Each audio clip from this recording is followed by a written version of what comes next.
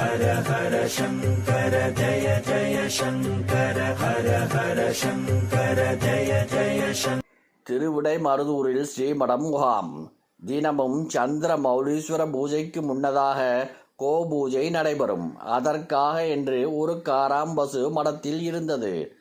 ஒரு நாள் கோபூஜைக்கு அந்த பசுமாடு வரவில்லை. வேறு ஏதோ ஒரு பசுமாடு வந்தது. பூஜையெல்லாம் நடந்து முடிந்தது. கார்வாரை கூப்பிட்டு அனுப்பினார்கள் பெரியவா.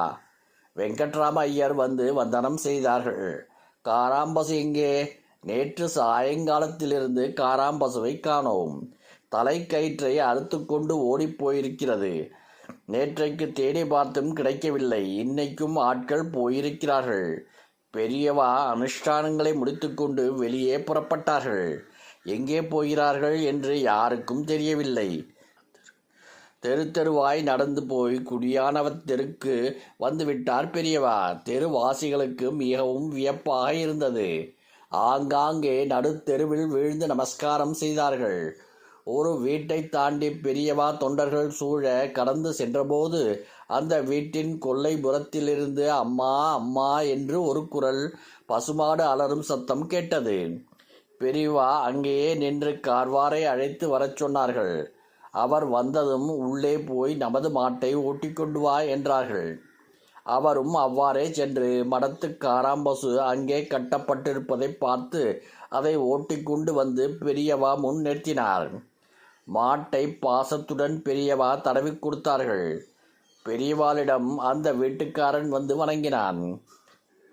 ஐயா, இது மடத்து மாடுன்னு தெரியாதுங்க.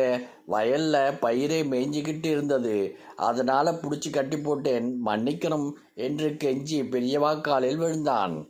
பெரியவா அன்பு நிறைந்த சிரிப்பு தோன்ற அவனிடம் சொன்னார்கள். நீ ரொம்ப சிரமப்பட்டு நெல் சாகுபடி செஞ்சிருக்கே. மடத்து மாடு மேய்ந்து உனக்கு நஷ்டத்தை கொடுத்துட்டது.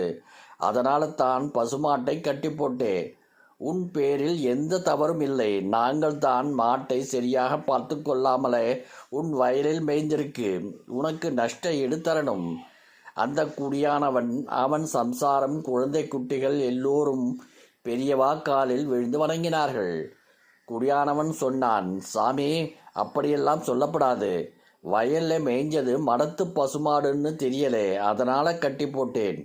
மடத்து மாடு எங்க வயல்ல மேய்ஞ்சதாலே விளைச்சல் ரொம்ப நன்னா இருக்கும். அது போதும், நஷ்டெல்லாம் வேண்டாம். பெரியவா குடியானவனுடைய உயர்ந்த சிந்தனையை பாராட்டும் வகையில் ஆழமாக கண்களால் பார்த்து பிரசாதம் கொடுத்தார்கள். ஹர ஹர சங்கர ஜய ஜய சங்கர ஹர ஹர சங்கர ஜய ஜய சங்கர.